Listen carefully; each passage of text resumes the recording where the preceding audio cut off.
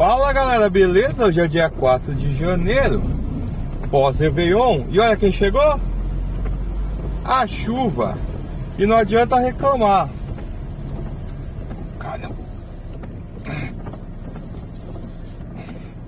E não adianta reclamar, porque ela demorou, mas chegou. Ela estava prometida pro Réveillon e ela não veio. Então a gente já tá no lucro, porque dia 31, 1, 2 foram dias legais, estava nublado, mas pelo menos não choveu de alguma coisa. Mas agora ela veio, tá chovendo. E Ubatuba ninguém vai poder falar que Ubatuba é Uba-chuva no Réveillon.